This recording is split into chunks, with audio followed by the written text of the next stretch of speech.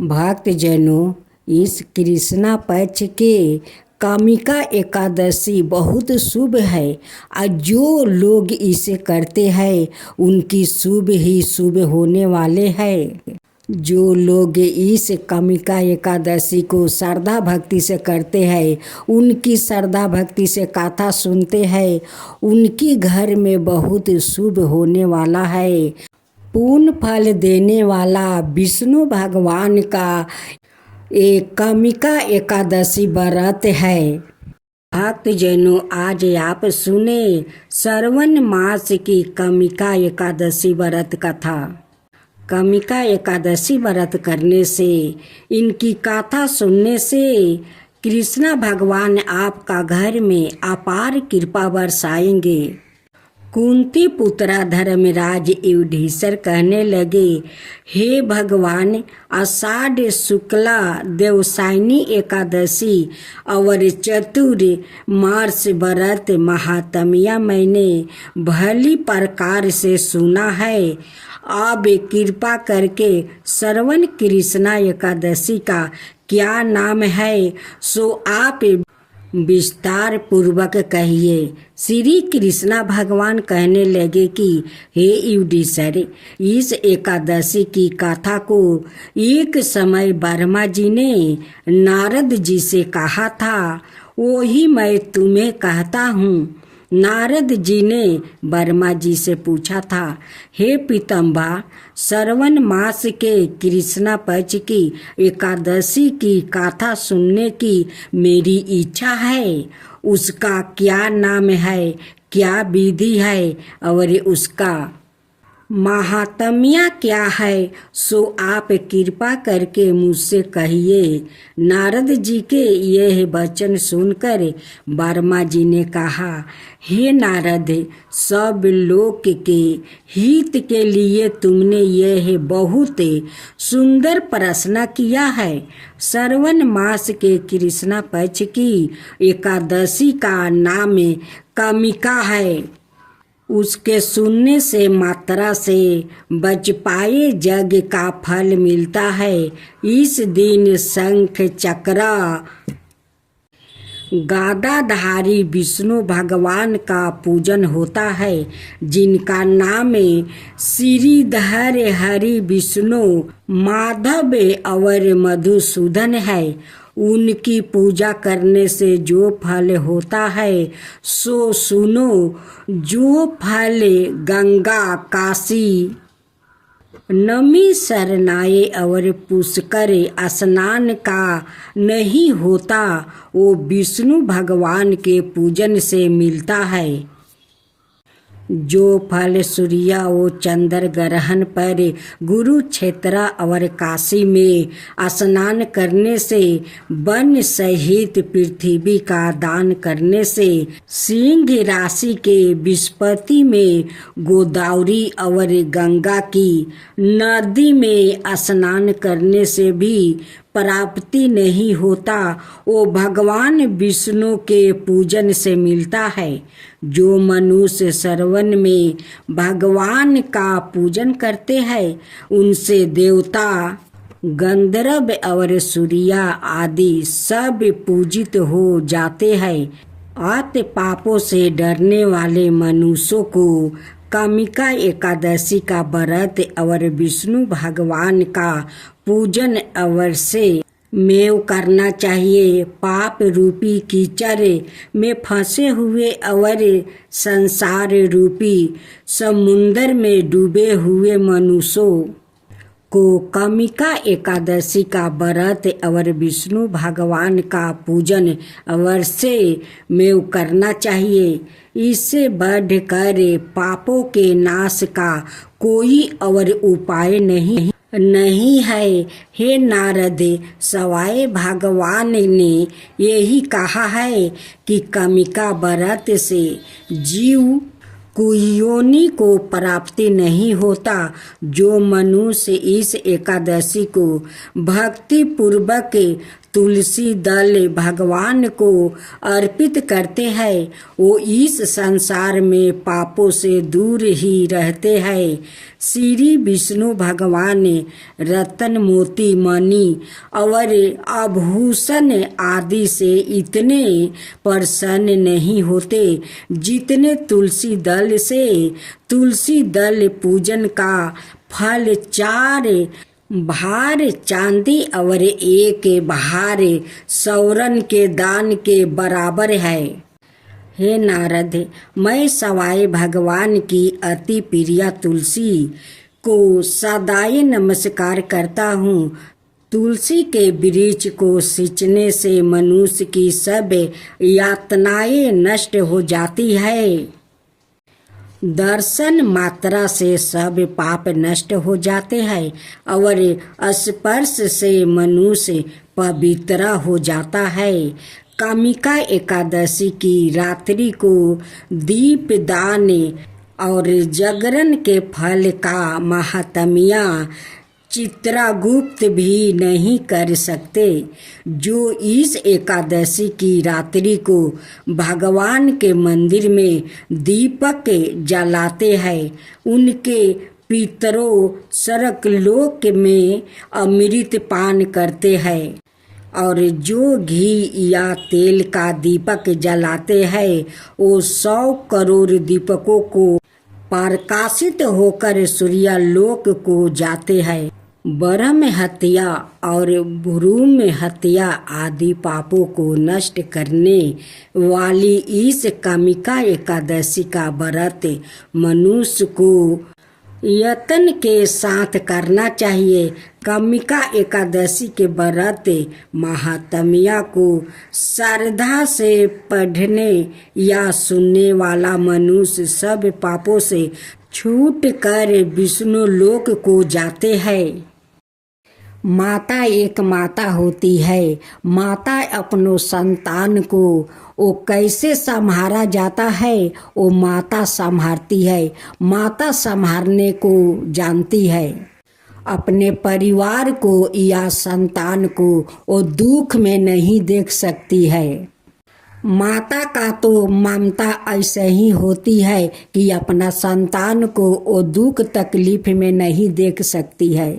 तो भक्त जनों, आज मैं कथा सुनाने जा रही हूँ 11 माता और उनकी भक्त की। 11 माता की जय हो, 11 माता की जय हो, विष्णु भगवान की जय हो, विष्णु भगवान की जय हो। एक बुढ़िया माई थी जो अपना टूटे हुए झोपड़ी में रहा करती थी। बुढ़िया माई 11 माता का भक्त थी। 11 माता का एक फोटो लेकर उन्हें श्रृंगार करती थी, उन्हें पूजा पाठ करती थी। बुढ़िया माई सुबह सुबह उठ जाती है, अपना घर का सारा काम कर लेती है। करके वो गंगा या स्नान करने चली जाती है। उनके घर से थोड़ी दूरी पर गंगा थी, उसी गंगा में स्नान करने चली जाती है। जब बुढ़िया माई गंगा या स्नान करके आती है तो एक टूल पर खूब सुंदर आसन बिछा देती है और उसी आसन पर 11 माता का फोटो रख देती है। उन्हें श्रृंगार करती है, उन्हें भोग लगाती है और श्रद्धा भक्ति से उन्हें आरती करती है। आरती करने के बाद वो जाकर भोजन करती है। एक दिन की बात है, एक दिन बुढ़िया माई का थोड़ा तबीयत खराब था। फिर भी बुढ़िया माई सुबह उठ कर आंगन घर के काम खत्म कर लेती है। करके वो गंगा या स्नान करने चली जाती है। जब गंगा या स्नान करके आती है 11 माता का श्रद्धा पूर्वक पूजा पाठ करती है। करने के बाद वो जाकर सो जाती है, क्योंकि बुढ़िया माई का तबीयत बहुत खराब हो चुका था। अब तो 11 माता का बहुत चिंता होने लगी कि अब मेरा कौन श्रृंगार करेगा, कौन भोग लगाएगा, कौन आरती करेगा। मेरी बूढ़ी माई तो बीमार पड़ गई है। बुढ़िया माई को तो कोई सेवा करने वाला भी घर में नहीं था। 11 माता एक लड़की का रूप धारण करती है, आकर बुढ़िया माई को सेवा करती है। 11 माता अपना भक्त को इतना सेवा की कि बुढ़िया माई ठीक हो गई और वो जुआन लगने लगी। बुढ़िया माई कहती है कि बेटी, अपना घर द्वार छोड़कर आकर तुम मुझे इतना सेवा कि मैं तो ठीक हो गई और देखो मेरा शास्त्री कितना अच्छा लग रहे है। बुढ़िया माई कहती है कि बेटी, अब तुम अपना घर जाओ, नहीं तो तुम्हारा माता पिता बहुत चिंता कर रहे होंगे कि मेरी बेटी कहाँ चली गई। भेष रूपी 11 माता कहती है कि तू हमारा माँ नहीं है, तू भी तो मेरा माँ है। बुढ़िया माई कहती है कि बेटी, अब तुम अपना घर जाओ, मुझे अपना 11 माता का श्रृंगार करना है, उन्हें भोग लगाना है, तुम अपना घर चली जाओ। अब मैं ठीक हो गई हूँ, तुम इतना सेवा की कि मुझे तो देखो जुआन बना दिया है। 11 माता कहती है कि तुम जो 11 माता का इतना सेवा करती हो तो तुम्हें तो जुआन होना जरूरी है, क्योंकि 11 माता का पूजा तो करना होगा, श्रृंगार तो करना पड़ेगा। अगर तुम ठीक नहीं रहोगी तो 11 माता के कौन श्रृंगार करेगा, कौन उन्हें भोग लगाएगा, कौन उन्हें आरती करेगा। तो देखा भक्तों, माँ को ममता ऐसा ही होता है। अपना भक्त को वो कैसे ख्याल रखती है, उनके लिए कितना चिंता करती है, इसीलिए तो 11 माता कहलाती है। तब से 11 माता अपना भक्त को ख्याल रखने लगी। एक दिन 11 माता कहती है कि तुम जो कहती हो माँ कि तुम अपना घर चली जाओ, क्या तुम मेरी माँ नहीं हो? ये मेरा घर नहीं है। बूढ़ी माई कहती है कि नहीं बेटी नहीं, ये तेरा ही तो घर है, मैं तेरी माँ हूँ। मेरा मतलब तो बेटी ये नहीं था, मैं यही सोच रही थी कि तुम्हारा माता पिता तुम्हारा बहुत चिंता कर रहे होंगे, उसलिए मैं बोल दिया कि बेटी अपना घर जाओ। 11 माता कहती है कि मेरा तो कोई नहीं है, तुम सब कुछ मेरे लिए हो। जैसे जैसे दिन बीत रहा था वैसे वैसे उनकी वयस होते जा रहे थे। एक दिन बुढ़िया माई 11 माता का भोग लगा रही थी, उनकी पूजा कर रही थी। 11 माता से कह रही थी कि हे 11 माता, आप तो सबकी दाता है, जग जननी माता है, सबको दाता है। अगर मेरा मृत्यु हो गया तो मेरा मुख में आग देने वाला कोई नहीं है, मेरा मुख में आग कौन देगा। उस दिन बुढ़िया माई का बात सुनकर 11 माता से और रहा नहीं जाता। 11 माता साक्षात वो प्रकट हो जाती है। बुढ़िया माई उस 11 माता को देखकर बहुत अचकित हो जाती है। बुढ़िया माई को इस चमत्कार देखकर आंख में आंसू भर आता है। 11 माता अपनी हाथ से उनकी आंसू पोंछती है, कहती है कि माँ अपना आंख से आंसू मत बहाओ। बुढ़िया माई कहती है कि नहीं बेटी, ये तो खुशी का आंसू है, खुशी का। आज जो आप मुझे चमत्कार दिखाया है, अपना दर्शन दी है, ये तो मैं कभी अपना मन में सोच नहीं रहा था। आपका दर्शन होगा। आप तो साक्षात एक लड़की का रूप में आकर मेरा इतना सेवा की माता, इतना सेवा की। मैं कभी सोचा नहीं था माता, सोचा नहीं था। 11 माता कहती है कि माँ तू जे मेरा इतना सेवा करती हो, इतना मुझे श्रद्धा भक्ति से श्रृंगार करती हो, तो मेरा तो कर्तव्य बनता है मैं भी तुम्हारा ख्याल रखूं। बूढ़ी माई कहती है कि इसलिए लोग कहते हैं कि माता अपना भक्तों को ख्याल रखते हैं, अपना संतान को ख्याल रखती है। 11 माता कहती है कि माँ तुम चिंता मत करो, तुम्हारा जब मृत्यु होगा तो तुम विष्णु धाम जाओगी और विष्णु भगवान तुम्हें सिंहासन पर बैठा कर रखेंगे। तथास्तु कहकर 11 माता अंतर्ध्यान हो जाती है। इधर बुढ़िया माई का मृत्यु होकर वो वैकुंठ धाम चली जाती है। वहाँ पर विष्णु भगवान उन्हें सिंहासन पर बैठाते हैं। हे 11 माता, जैसे आप उस बुढ़िया माई पर आप कृपा किया वैसा ही सबका ऊपर कृपा कीजिए, सबका ऊपर ध्यान रखिए। जो आपका कथा कहे उन पर ख्याल रखिए, जो आपका श्रद्धा भक्ति से कथा सुनते हैं उनको भी ख्याल रखिए। हे 11 माता, उनको भी ख्याल रखिए। 11 माता की जय हो, 11 माता की जय हो। आज आप सुने एकादशी पर माँ तुलसी की कथा। एकादशी पर माँ तुलसी का कथा सुनना आवश्यक है, क्योंकि माँ तुलसी बहुत खुश होती है। एकादशी पर माँ तुलसी का कथा सुनने से विष्णु भगवान भी प्रसन्न होते हैं, क्योंकि विष्णु भगवान तुलसी माता का अपना प्रिय मानते हैं। माता तुलसी का असली नाम बिंदा था। उनका जन्म राक्षस कुल में हुआ था, लेकिन वो श्री हरि विष्णु के परम भक्त थी। बिंदा जब बड़ी हुई तो उनका विवाह जलंधर नाम के असुर से करवा दिया गया। बिंदा भगवान विष्णु की परम भक्त तो थी ही, साथ ही वो पतिव्रता स्त्री भी थी।